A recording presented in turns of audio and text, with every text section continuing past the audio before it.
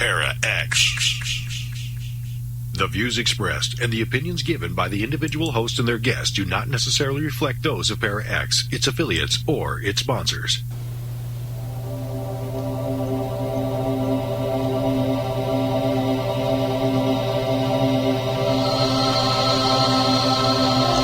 Merry meet and merry part, bright the cheeks and warm the heart, but tread the circle thrice about to keep unwelcome spirits out. Abide within the law you must, in perfect love and perfect trust.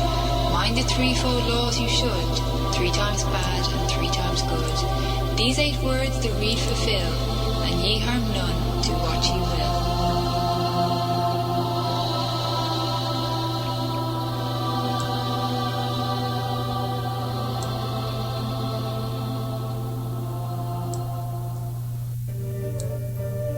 Welcome to Stirring the Cauldron. Now, here's your host, Marla Brooks. Merry meet everybody and welcome. Now tonight's guest is Dr. Megan Rose, and we're going to be talking about her book, Spirit Marriage, Intimate Relationships with Otherworldly Beings. Now, Dr. Rose has a doctorate in East-West Psychology from the California Institute of Integral Studies and a master's degree in religion in society from the Graduate Theological Union. She's an initiated ceremonial magician, a Shakta Tantric practitioner, and a senior, oh my God, my tongue is going somewhere else tonight, a senior seer in the House of Bree Faery Seership Institute. She serves as an ordained interfaith minister and psycho-spiritual counselor and is the executive director of the Entheosis Institute. And she lives up in San Francisco, and somebody in the chat room lives up in there too. All right. As usual, questions and comments from the chat room are always welcome. But you need to be in the chat room listening to the live show to do that. So if you're here tonight at this moment listening in, you can join us at paraxradionetwork.com. And if you're listening to the podcast and want to know when the live show is on, it's Thursday nights at 9 p.m. Eastern, 6 p.m. Pacific, and somewhere around 2 a.m. across the pond. And if you're anywhere else, I think I'll leave you to do the calculations. All right, Dr. Rose, welcome. We've got so much to talk about and so little time. I'm thrilled to be here. Thanks for inviting me, Marla. Oh, well, it's a really interesting topic that I never gave a whole lot of thought to. And, as we were talking about right before the show, everything I read lended itself to 3 more questions. And I was going a little bit crazy because I thought, oh, yeah, if I had all the questions done, we'd probably be here tomorrow night at the same time still doing it. So let's kind of jump in right now and get started. Now, spirit marriage has allegedly been with us since the dawn of time, and you've been studying it for 20 years, give or take, and you have practiced it as well. And so what exactly is spirit marriage? Yeah, so spirit marriage, the best way that I can describe it, it's when a human and an extraordinary or otherworldly being develop a committed, usually lifelong and lifetime long often, relationship that often involves a kind of rite or ritual enactment of the marriage, and is different a little bit from channeling or some other possessory types of spirit work, in that it is this deeply bonded and sometimes erotically inclined relationship. And what got me really interested in it was a few different things. One was in seminary, we had, when I was at the Graduate Theological Union, we had sort of studied some of the Enochian texts on the Genesis account when the sons of God came to the daughters of men and saw them fair and took unto them wives, I think is something along the lines of how the text goes, and spawned the Nephilim and all these interesting hybrid beings. And so I remembered that from my days in seminary, and then later on would encounter it again in my studies of comparative religion. I'm a religious studies scholar, and found it in the Vodou tradition, found it in the sacred marriage rites, really transculturally all around the globe. And then, as you mentioned, what kind of kicked off the inquiry in earnest was when I started having my own encounters with the spirit that wanted to marry me. And I thought, I've heard about this, but I have no idea, no idea what's going on here. And that's really when I began to research it diligently. Well, yeah, and you began the book by saying that this is kind of a love story disguised as a piece of scholarly research. So which came first, the love story or the research? Gosh, that is a great question. That's a little bit of a chicken egg question. I mean, what I will say is that as I share in my story chapter in the book, I was raised in the Pentecostal tradition, and I was from a very, very early age experiencing the indwelling of the Holy Spirit, which later I would really come to identify as this sort of the feminine face, the goddess, the feminine face of God or goddess, which now I sort of orient around the idea of the Shakti or wisdom Sophia, but this sort of indwelled spirit that was very much me and a part of me, but also greater than me. So that sense of intimacy has sort of always been there. And then as I, matured, left the Pentecostals, began sort of to step onto the pagan path and encountered other spirits, the spirit lover began to emerge. And so it was always this sort of parallel inquiry for me because, I had heard of the story of the angels and humans mating in graduate school, and then later, somewhat 10 odd years later, would start experiencing or having encounters of that myself, which then, being a scholar, put my researcher hat on and, really started trying to dig deep. And 20 years ago, there was not a lot out there on the internet. You can find more, to varying degrees of accuracy. You can find information out there now. A lot of it is more fantasy based, which is lovely and has its place, but is not, what I was looking for, which was what are the practices and the lineages and the traditions that actually take this as a sacred and holy and integral part of their spiritual tradition. I was just kind of surprised at first to find out some people that I really know have had spirit marriages, and it blew my mind. I mean, it's not something I guess that everybody talks about, but I'm like, wow, that was really strange, that they didn't mention it before.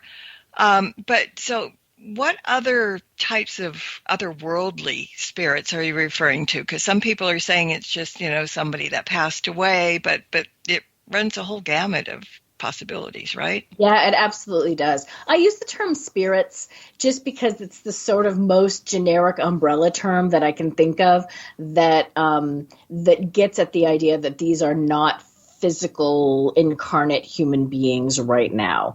But that the people that I interviewed, it really, as you said, runs the gamut between deities, angels, beloved dead, fairy beings in the African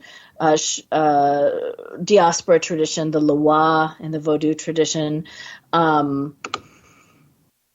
elemental spirits, and on and on and on and on. I mean, I'm constantly encountering people who share with me their stories of, I have had this spirit union with a being. I thought I was the only one, or I thought I was losing my marbles when this spirit started showing up and kept wanting to marry me. I didn't know it was a thing. And honestly, Marla, that's why I wrote my book. I mean, I wrote my book for myself 20 years ago, like, because I couldn't find anything out there when I was having these encounters 20 years ago, that could help guide me, other than a little bit of research or a little bit of material by Ida Craddock, who was an early sexologist and spiritualist at the dawn of the 20th century, that had written about this.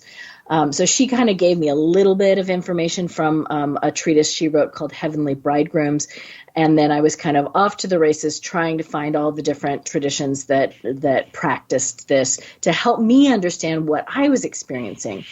So, I went around asking and interviewing a whole bunch of different people that were practitioners in a well-respected tradition about their own relationships to try and figure out my own. And then I put it all into a book so that folks that are having these encounters and experiences can have the guidance that I wished I would have had 20 years ago. Yeah, I mean, I've not heard a lot about it before this. And, with all the guests I've had on my show over the years, everything, you would think that would have come up, but it just kind of took me by surprise that I knew very little, if nothing, about this, because, well, okay, here's what some people might think, that in the paranormal realm, sometimes having an intimate relationship with an otherworldly being falls under the incubus-succubus category, which starts out very gently and very sweetly and then turns into a nightmare. And since most spirit marriages seem to be undertaken at the request of the spirit who wishes to co-create with a human, how can a person know the difference between the two? Well, I think it really starts with, first of all, our understanding of why we're entering into these kinds of relationships. Most of these spirits don't present, most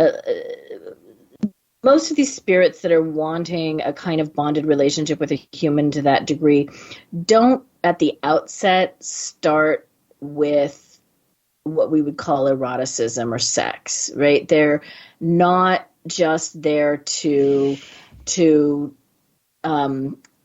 get it on with us. They usually, like any relationship, we would hopefully be wanting to develop a getting to know you, a dating phase, right? With the spirit, where we're getting to know them and where there is this sort of interest that is expressed, but it's often in the more structured traditions, the spirit doesn't actually propose to the human, or if they are proposing to the human, they are also sort of tapping the elder or the spiritual guide of that person and saying, I want to marry this person.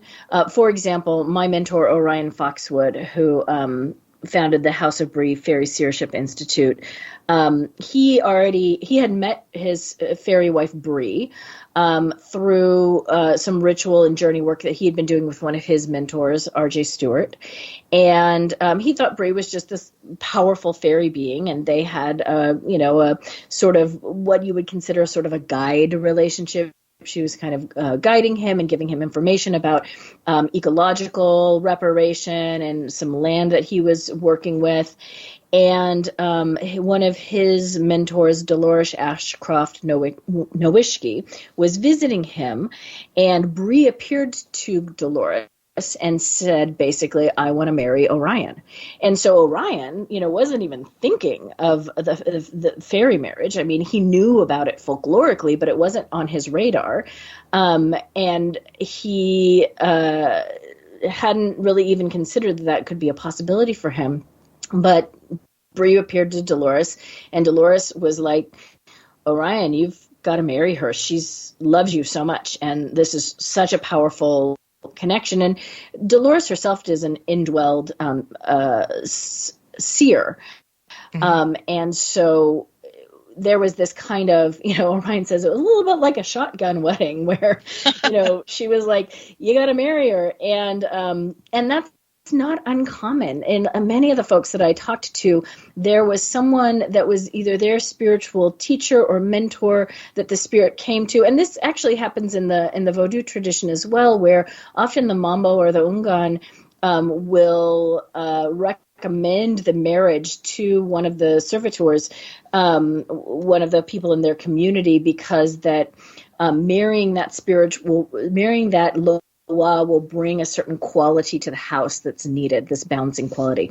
So it's really the mechanics of it are different than, what I would say the incubus succubus is more of like a one night stand or a hookup or something that is sort of coming on to you and taking something from you. Whereas these co-creative relationships with otherworldly beings have a really different flavor and a really different energy to them.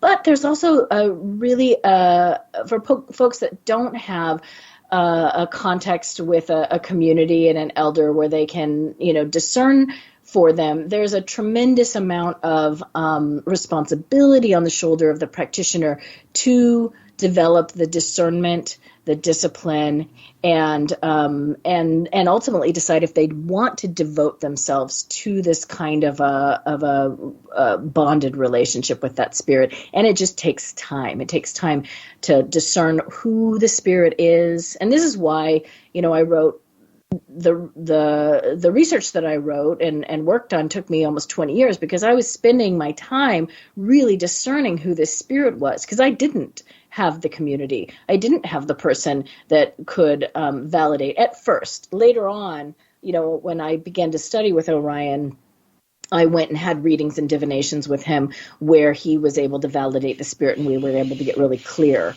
Mm-hmm. But for folks that don't have the community, it sort of behooves you to really develop the discipline muscle and the discernment muscle to know who you're talking to, what their agenda is, and really be able to work as your own bouncer. If it's like a spirit you don't want to be working with, then you need to be able to and that's why I studied ceremonial magic and initiated into ceremonial magic, so I could get really good at defining my personal space and not have it impinged upon by whatever spirit was floating by.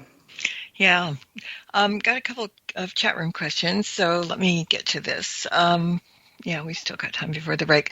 All right. We have what she calls a complicated question. So it says, how is this different than, say, a ritual marriage with the divine feminine, such as Templar or Rosicrucian? She said, I would guess that nuns would make the same commitment with their marriage because, nuns marry God or Jesus, one of the two. Yeah. So, how is this different than other kinds of ritual marriages in the divine feminine? I am not familiar with the Rosicrucian ritual to the divine marriage to the divine feminine, but I did research and cite the Brides of Christ, the nun tradition, and for all intents and purposes, I don't think it is different.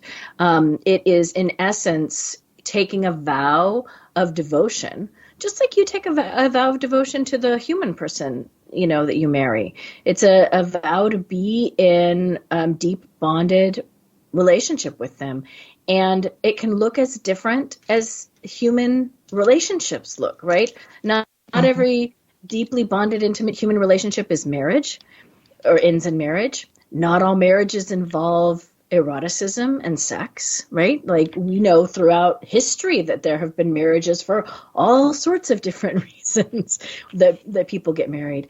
So it really looks as different. Can look as different from culture to culture, from person to person, and from relationship to relationship based on what your relationship design is. And really the ultimate aim, I think, of spirit marriage is some sort of co-creative partnership. So many of these, the folks that I interviewed and the research that I did, the examples of spirit marriage were occurring because there was some sort of project that the human and the otherworldly being needed to co-create together and couldn't be brought through into the physical without that co-creation.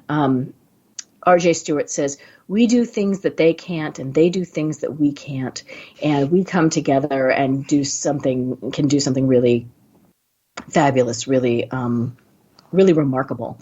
And I won't go into all of the stories of Plato and the daemon, but this idea of our genius is connected to the tutelary spirits and in some cases the bonded spirits. I'll give you one quick example. King Numa of Rome, he was in a spirit marriage with Egeria, which was a nymph, and she came and gave him counsel, told him who to talk to, was an intermediary with some of the other Roman deities, and she also gave him the first, he was the first Sabine king of Rome, and she gave him the first laws that became the law of Rome at the time. She sort of like helped him co-create that. So here it is, the example of this whole Roman Empire that is like founded or predicated on this intimate relationship between a king and his spirit wife. I mean, there's so many, you start talking and then more things come in your head. It's really kind of unnerving in a really good way. But, you were talking about spirit guides and stuff. And there was a question earlier in the chat room. Do spirit guides and angel guardians count as getting involved with the people that they're supposedly watching over and taking care of? Yeah, so I think that's kind of a two-part question. One is, can a spirit guide or a guardian angel become a spirit spouse? And I think the answer is probably yes. I mean, I didn't research anybody. Well, yes, because Orion had said, Bree was a guide for him for a while, and he thought that was the extent of their relationship, and then she proposed marriage. So, and that was because that she wanted the two of them to co-create the House of Bree, the Faery Seership Institute, and his whole teaching system of Faery Seership came through, which is rooted in folkloric fairy tradition, but is also this sort of unique system that Dolores Ashcroft Nowitzki sort of dubbed it the Kabbalah of the Dark Goddess. It's this very powerful underworld tradition and teaching system that Bree essentially birthed through Orion. So there's an example of a guide that becomes a spirit spouse at some point in that relationship. But not all guides, or we don't need to marry our tutelary spirits. We don't need to marry our guardian angels necessarily. But there may come a point in that relationship where it's appropriate, and usually that is precipitated by the spirit, not by the human. But in the case of deity yoga and worshiping a god or a goddess, we can absolutely fall in love with deity, right? We can love a deity and woo the deity. I have clients and students who are so in love with their various devotional deities and have sort of wooed them and created a kind of marriage ritual for themselves with the deity that they are devoted to, because that practice is what they feel like is the natural next step for their devotional relationship.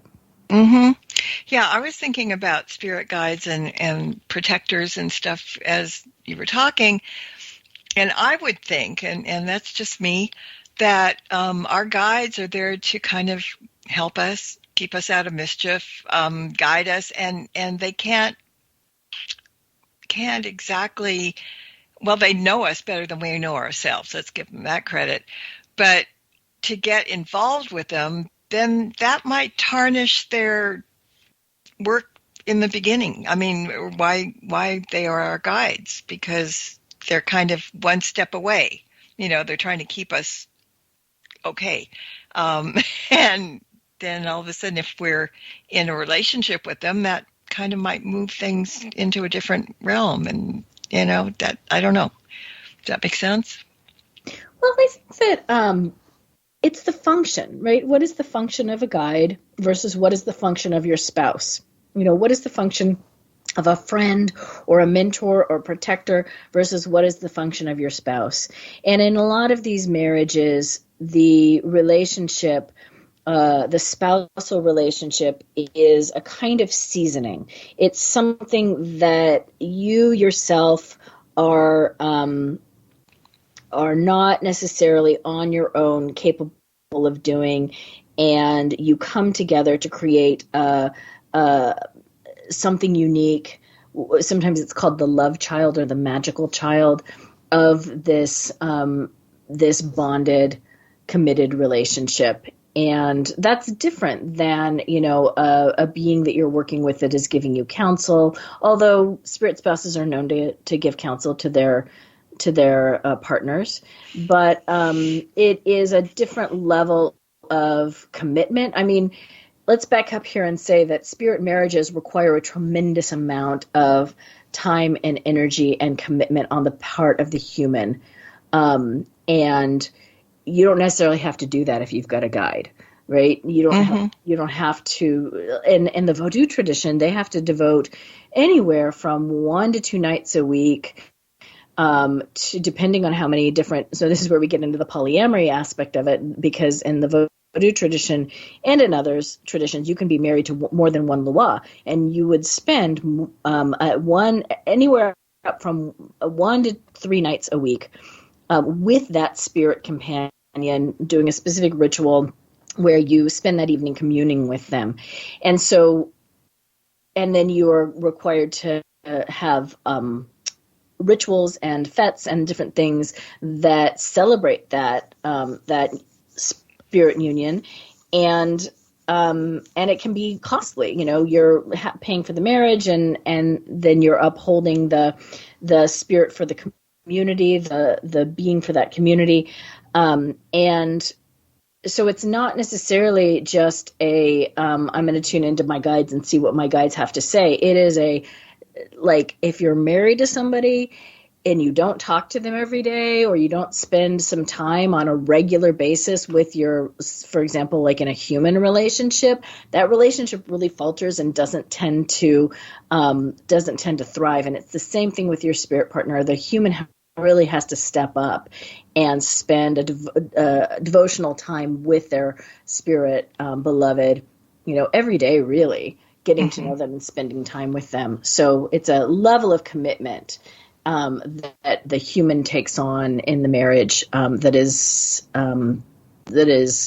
really functionally different than how you would interact with a guide or a guardian angel type being. Yeah, because somebody in the chat room wrote, well, she said, the issue I have here is that you don't marry your therapist, kind of thing. And that makes sense. And I guess that was probably what I was trying to say and didn't get it out quite so succinctly. But yeah. But then she also said, but that goes back to, what are you calling marriage? Is it devotion to, or commitment in absence of a physical being? I mean, there's, all kinds of factors entering in, right? Yeah, I mean, again, in the traditions that I researched, it is a ceremonial practice that is part of that lineage. It's part of that teaching system, and it is done to, they use the term marriage because that is and I use the term marriage because that's the closest thing that helps us understand the level of lifelong commitment that you are making to be with this spirit, and they have your back and you have their back, and there is a deeply bonded union that happens between the two of you. I mean, in some traditions they call it an indwelling.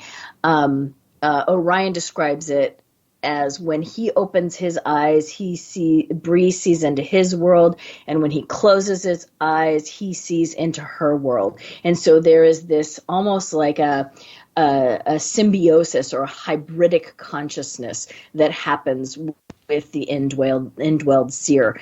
And that's not necessarily the case for every single spirit marriage practitioner, but it absolutely shows up enough for us to understand that, there's a different quality.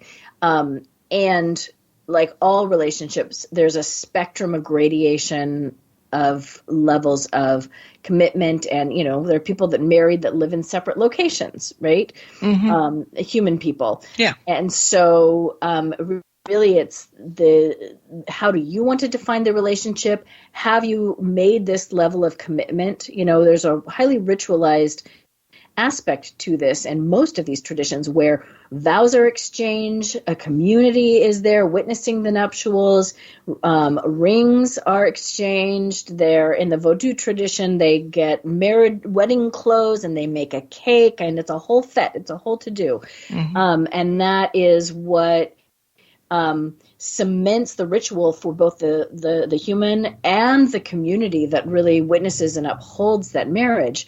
And then they have certain jobs then within the community that they have to perform as a result of marrying that, that being, that loa. Mm-hmm. Yeah. Okay. Well, it's time to take a break. So everybody stay with us, and we'll be back in the blink of an eye. Stirring the Cauldron will be right back, so don't go away. If you end up with webbed feet, remember, you've been warned.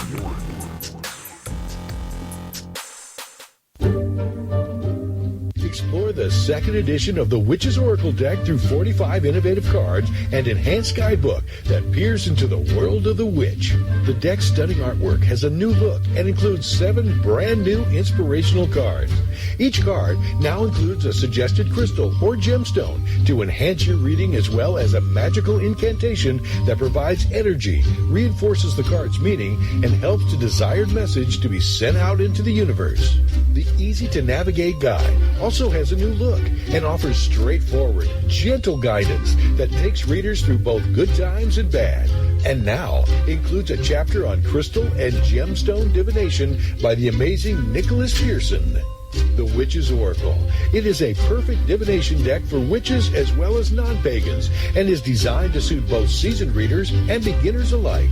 Find out more about the Witch's Oracle deck at www.marlabrooks.com, and you can purchase the deck from schifferbooks.com, amazon.com, or order a copy from your favorite bookseller.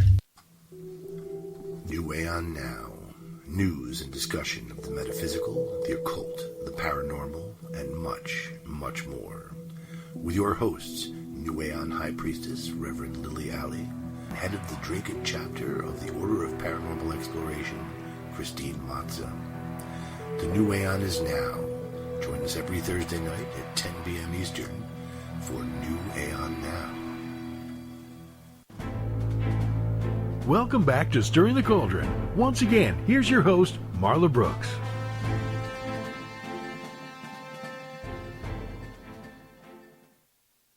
And my guest tonight is Dr. Megan Rose, and we're talking about her book, Spirit Marriages, Intimate Relationships with Otherworldly Beings.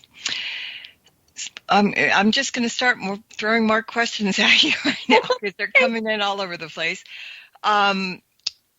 So how would somebody know if they were being contacted by an otherworldly spirit for that purpose? Oh, for that purpose, for the purpose of spirit marriage. Well, typically that's they propose. In my case, I was having I was sort of what I like to call pagan light. I was exploring. I had a background in spirituality and esotericism, and I was beginning to kind of explore witchcraft and shamanism, and as those doors of perception began to be open and I sort of lit up on the spirit realm, various spirits began to be kind of attracted to me, and deities, and I began to, do different kinds of workings. And then a spirit began to show up. For me, it was mostly in my dreams. This spirit being would show up, and I would have this very specific somatic or body response to that spirit's presence. And it was like it would light me up like a Christmas tree, and I could feel this sense of heart opening, and the whole central channel of my body would just come online, and it was like the hairs on my body would stand on end when I was having these encounters, and in my case they were very erotic, but they were erotic, not in the sense of like being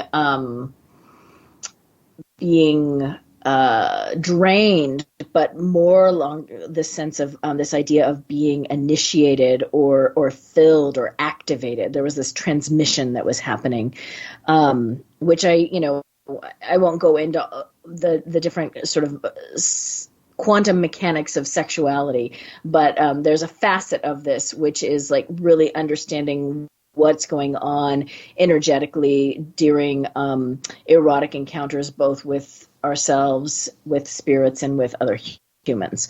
There's a very tantric aspect to a lot of this, suffice it to say. But in my case, it was this spirit that my body had this very strong response to, and eventually the spirit said, marry me. And I was like, what? I had no reference for it, like I said. And but the same dream and the same spirit and the same request came repeatedly. And I was like, well, I don't know who you are.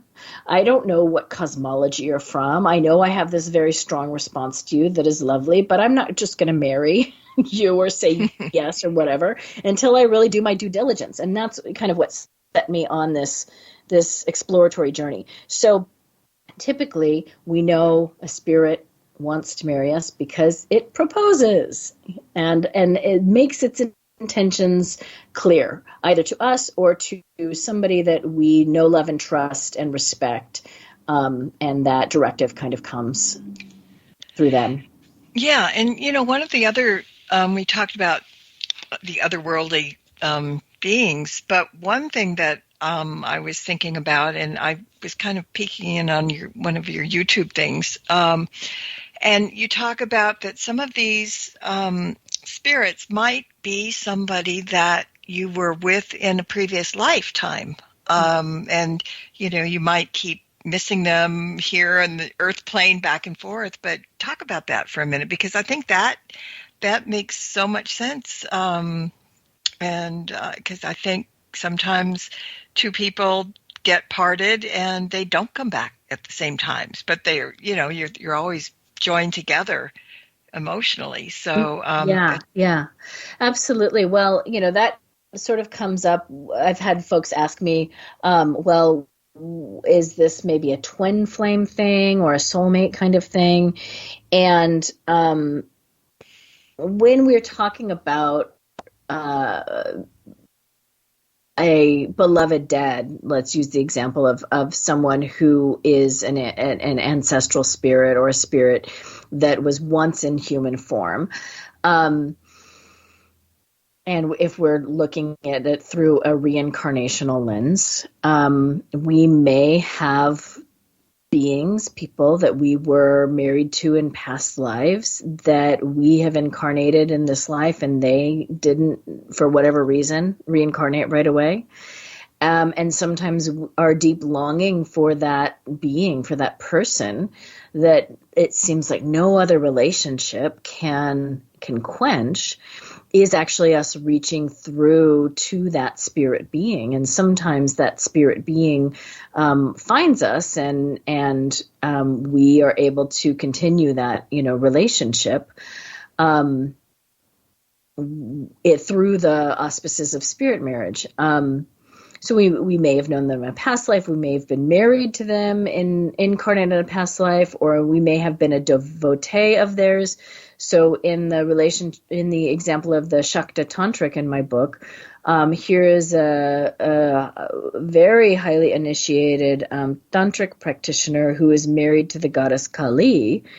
And when I interviewed her, she said that she felt like she had been with Kali lifetime after lifetime, and that she had been a wife or a devotee of Kali's for many lifetimes, and that when Kali claimed her again in this life and they married again in this life, it was in some ways marriage vow renewal for work that they had done together for many lifetimes.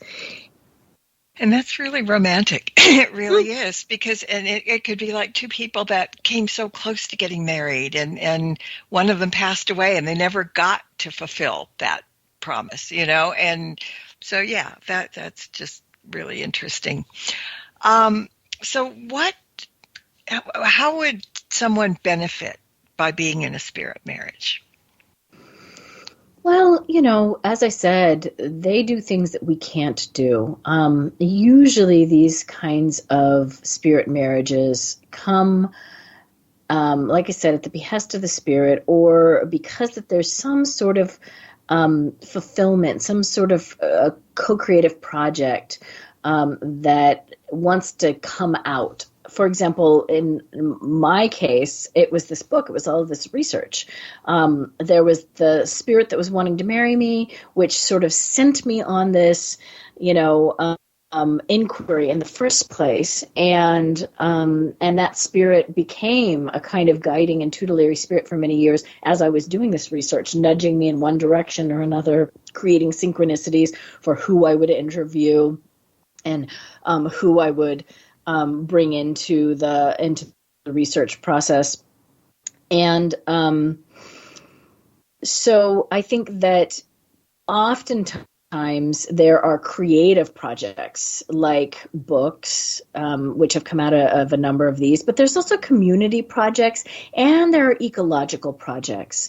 There are things that these unions bring to ourselves and to our communities that give us an expanded sense of who we are as humans on this planet at this time. We live, it brings to us the perspective of living in an animist or an animated universe, and of which, we are but a small fractal. We're a small part of all of the various intelligences that live on this planet with us, right? From the tiniest bacteria that we can't even really see with the naked eye, all the way out to the cosmic influences and everything in between. And we no longer look at the world around us as, what can I take or use, or what advantages can I get, but like, how can I co-create? How can I be in participatory relationship with the various strata of beings around me? And I feel like these spirit marriages really are sort of the vanguard of that kind of animist, re-enchanted view of the world. Mm-hmm. And these marriages are not just with single people. I mean, lots of people are married to someone, a real person, and then they also have a marriage to a spirit, right? Yeah, so I would say a human person, an incarnate human person, because that these otherworldly beings are very real, right? They're real people too. Yeah. But, they're married to a physical person, and they're married to a spirit being. So there's kind of a polyamory being practiced, whether they identify as polyamorous or not.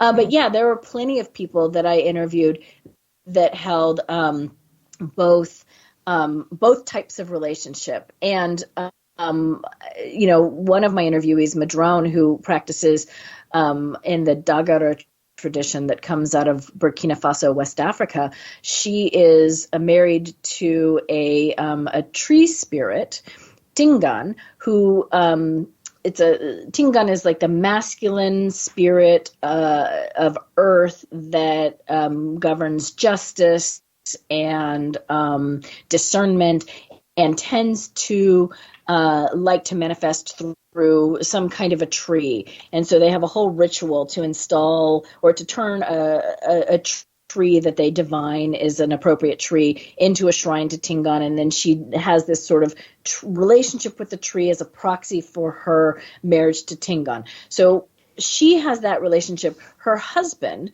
who is also an elder in the Dagara community, has his own marriages to other spirits within that tradition, within that cosmology. And so, and then they're part of a larger community where there's a variety of people in that community married to all kinds of different spirits. And in his case, he's married to spirits called the Candomblé, which he does divination work. So there's a divinatory practice that is part of the marriage to those spirits. So, hearkening back to the question you asked about what's the purpose of these, often the purpose of the marriage to a spirit is because that you are being asked by your community to step into a certain kind of gift or a certain kind of offering that you can bring either to your community or to the planet that is,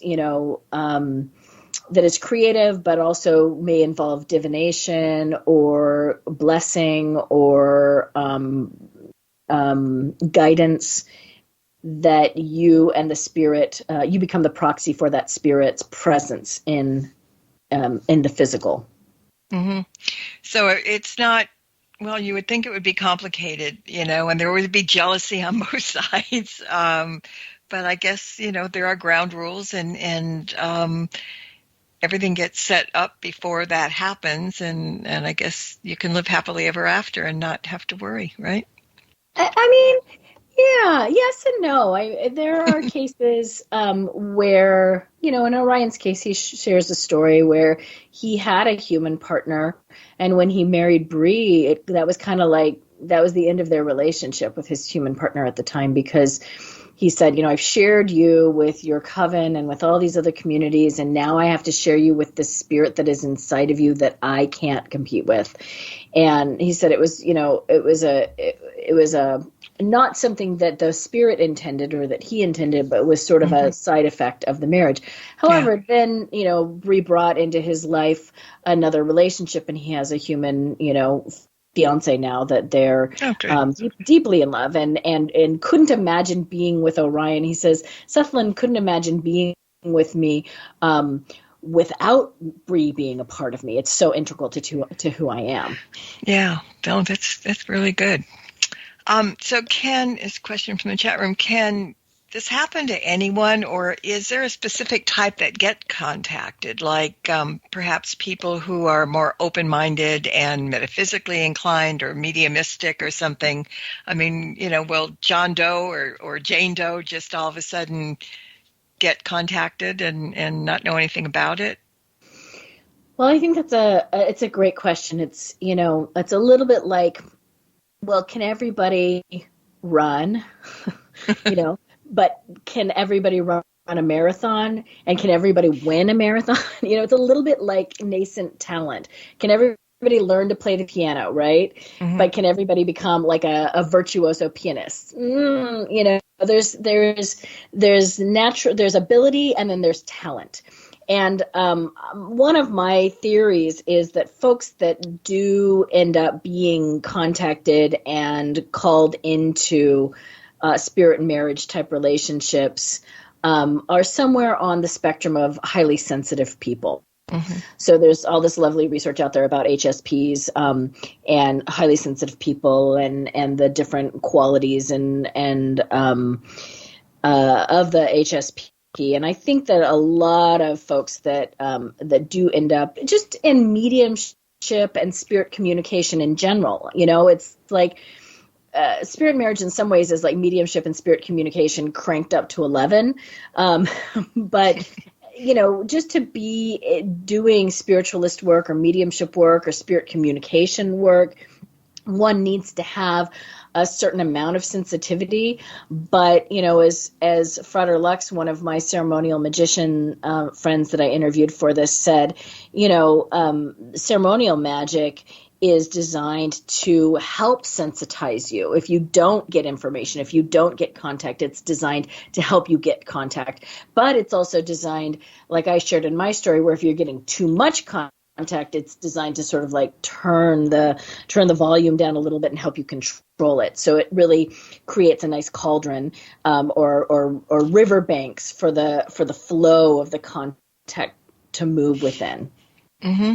And you talk about your experience, but the book has 7 chapters on each individual who does have a spirit marriage. Yeah, I interviewed 9 different practitioners in 7 different traditions. I got the 7 somewhere along the line. Yeah, 7 different traditions, and across the board, all across and traditions that run the gamut across the global spectrum. And I begin the book by rooting it in historical and anthropological and folkloric literature. That I went into the library and did all this research looking for accounts that are there in both anthropologists that have studied this in China and India and Africa and Ireland and all these different places. And then what really was driving the research was that I wasn't just interested in like the dusty annals of history. I wanted to know who was practicing it today and why. So I did research and interviewed these contemporary practitioners of spirit marriage. And then I include my own story in there as one of the chapters as well. Mm-hmm. And you've also included a chapter towards the end on practices and precautions. You want to give us a little hint about what that's all about? Yeah. So, what are the things that, say you are being contacted by a spirit wanting to marry you, you need to know kind of what to do about that and how to manage it. Or say this is something that feels really juicy for you and intuitively you feel sort of like this, you're being drawn to this idea of stepping into a spirit marriage. So I wanted to include some practices and guidelines for that as well. And what I like to say is that, we may not all be asked by a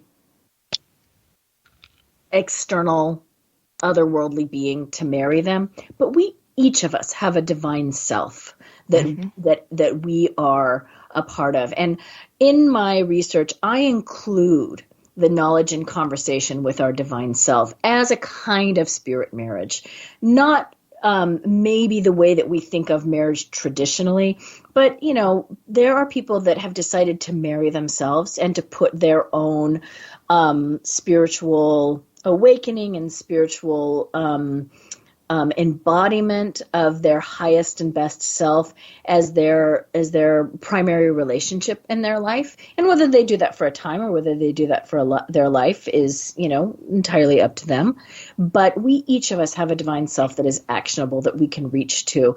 And so when I talked to the ceremonial magician Frater Lux about that ritual, the knowledge and conversation with the holy guardian angel ritual that comes out of some forms of ceremonial magic, he said it's not that marriage to the HGA, the holy guardian angel, is an inaccurate term. It's just that we have all these preconceived ideas about what marriage is that make it a less ideal languaging to use around that. But when one steps into a deeply bonded, intimate relationship with their divine self, I personally classify that as a form of spirit marriage, and everybody can do that. Everybody can reach to their divine self and step into knowledge and an actionable relationship with that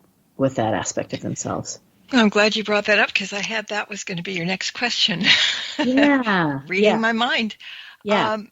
So you say that bonded relationships with spirits are needed now more than ever. Why is that?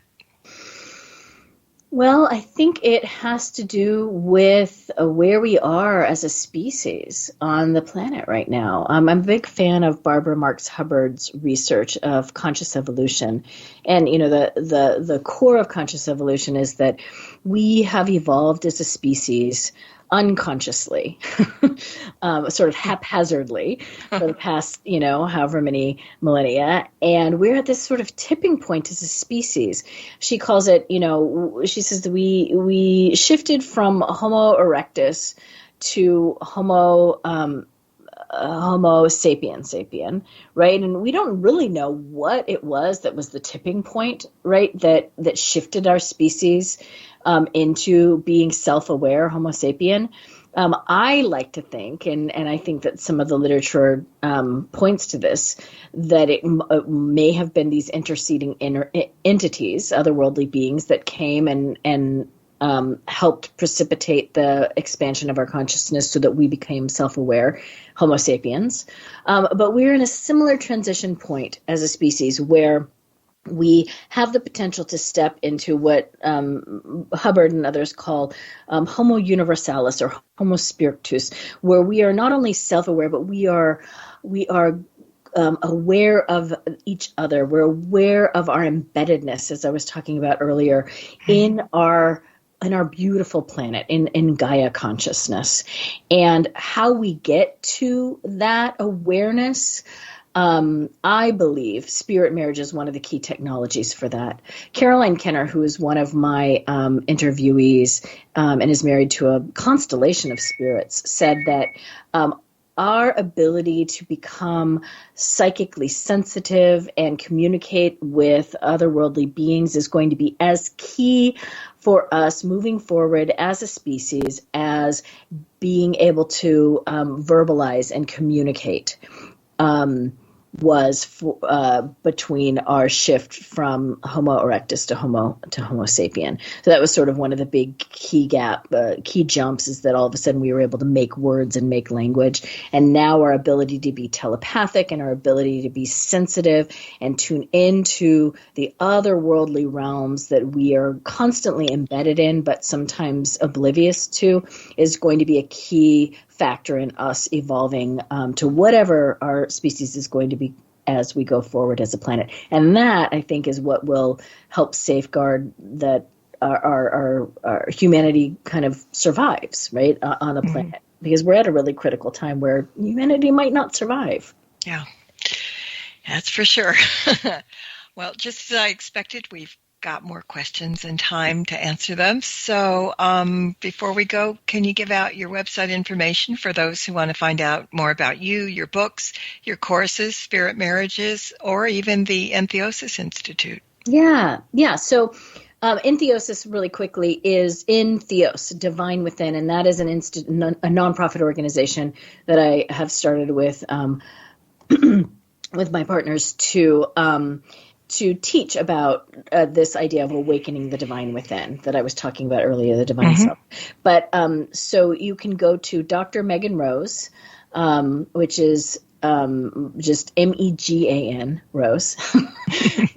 .com, and I have information about my practice and my book and the courses that I offer. I have spiritmarriage.com, which just went live and is specifically dedicated to the book, which is coming out on April the 5th. And you can learn more about it on that website. And I do have a spirit marriage self-study course which will be coming out around the same time the book comes out, so folks can sort of get a really strong grounding in spirit marriage teachings and practices. It's self-study, so it's self-paced, and you can go at your own pace and take as long as you want. And then the Entheosis Institute, the website is entheosis, entheosis.org. You can learn more about the various offerings we have there. Great. Well, thank you for joining us tonight. Chat room is saying very interesting guest and very good topic, so this is good.